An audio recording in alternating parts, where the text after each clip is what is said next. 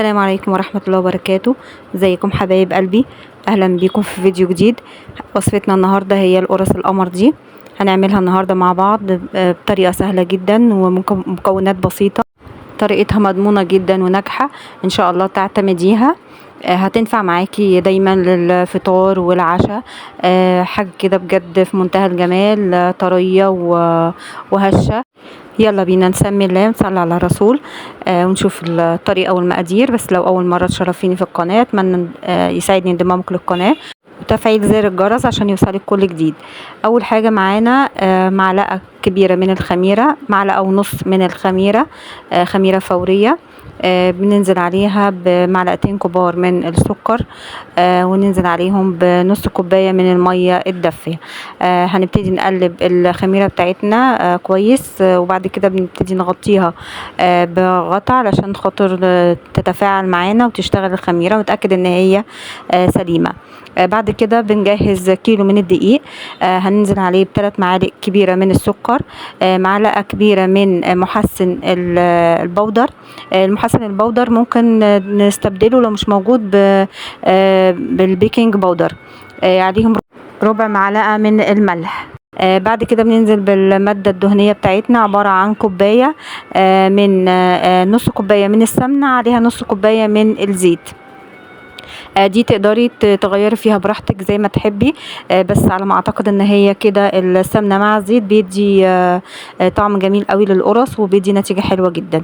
بنبتدي نغلف الدقيق بتاعنا بكل الماده الدهنيه كويس، وبعد كده بننزل بكوبايه ونص من اللبن.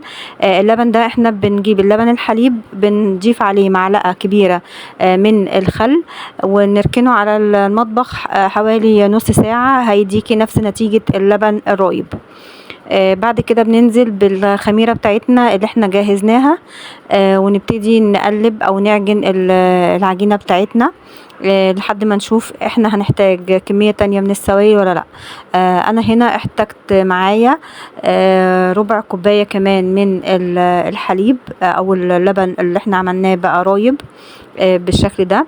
هننزل بربع كوباية بالتدريج لحد ما نحصل على القوام بتاع العجينة المطلوب.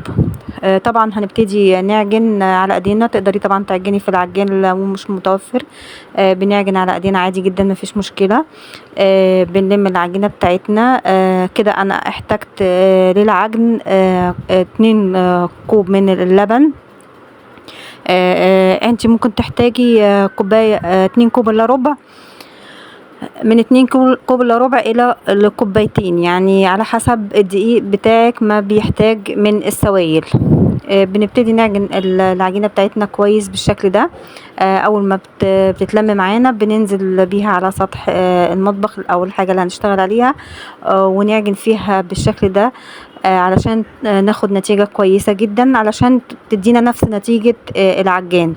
بياخد العجين معانا حوالي من 7 ل10 دقايق علشان نحصل على عجينة ناعمة وطرية جدا. شايفين شكلها بالشكل ده. كده خلصنا العجن بتاع العجينة بتاعتنا، وبعدين بنحطها في البولة بتاعتنا بس على جنب ترتاح لحد ما بنجهز السجان او الصواني اللي هنخبز فيها. هنا الصاج بتاعنا زي ما احنا شايفين ما فيهوش، انا ما دهنتش فيه اي ماده دهنيه، لان هي القرص بتاعتنا فيها نسبه الماده الدهنيه بتاعتها كافيه جدا ومظبوطه. هنا بنبتدي ناخد من العجينة، بنقطع منها كور متوسطة الحجم بالشكل ده، بنلفها على ايدينا بالطريقة دي ونقفلها من تحت، وبعد كده نظبطها على ايدينا بالطريقة دي ونحطها في الصينية او الصاج بتاعنا. بعد كده بناخد برضو كل جزء وبنعمله بالشكل ده، ونسيب مسافة ما بين القرصة بتاعتنا والتانية، علشان بعد كده لسه هنبططها تاني بايدينا.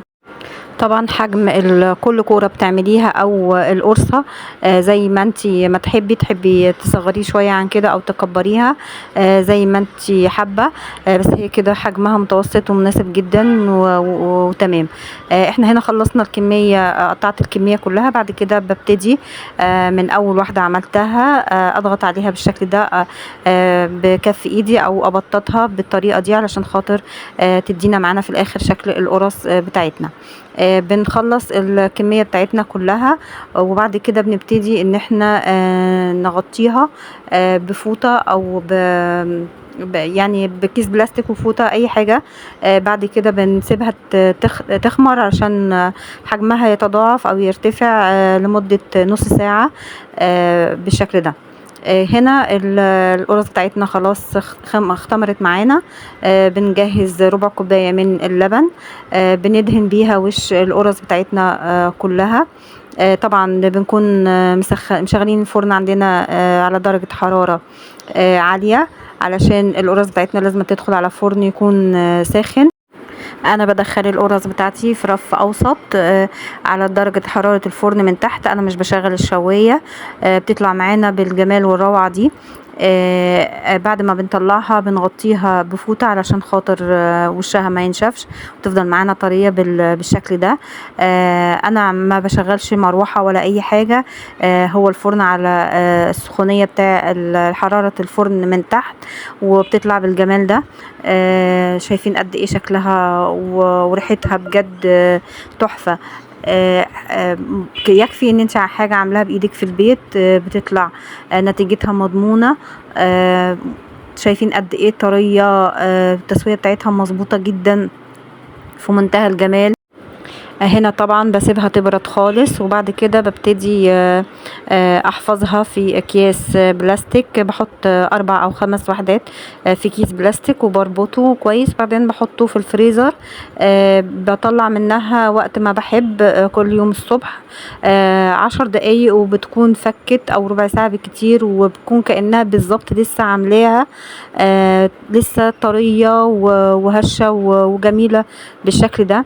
مش محتاجة غير كوباية شاي الصبح وتبقى احلى فطار. اتمنى تجربوها وتعجبكم. لو عجبك الفيديو لايك وشير، واشوفكم على فيديو جديد ان شاء الله على خير، ومع الف سلامة.